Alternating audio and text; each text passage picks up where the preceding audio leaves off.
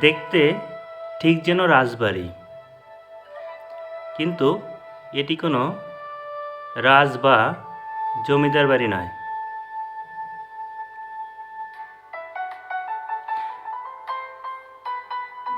আসসালামু আলাইকুম।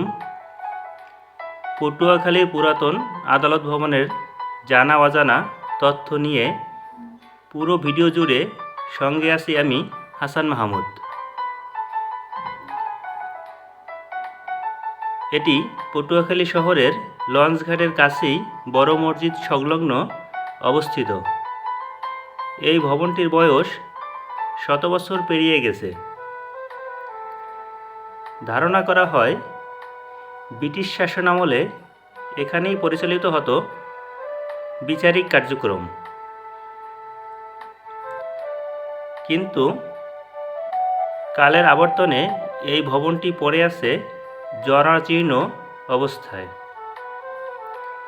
এই ভবনটি পুরাতন আদালত ভবন নামেই পরিচিত।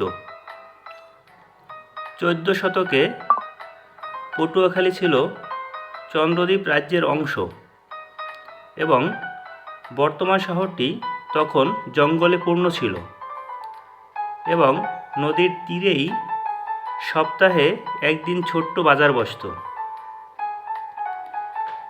বাংলায় পটুয়াখালী ভূখণ্ডের মালিক ছিল রাজেশ্বর রায় চৌধুরী নামে এক জমিদার। 1868 সালে বিচারিক কার্যক্রম পরিচালনা করার জন্য একটি সিভিল কোর্ট গঠন করা হয় এবং 1871 সালে ব্রজমোহন দত্তের সহায়তায় পটুয়াখালীকে তৎকালীন বাকেরগঞ্জ জেলার একটি মহকুমা হিসেবে প্রতিষ্ঠা করা হয়।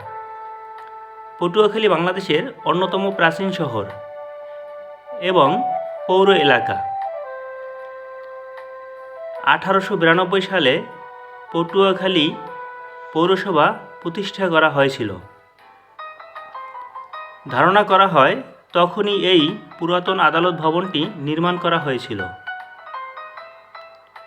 পূর্ব পাকিস্তানের 18তম জেলা হিসেবে 1969 সালে পটুয়াখালীতে প্রশাসনিক কার্যক্রম শুরু হয়।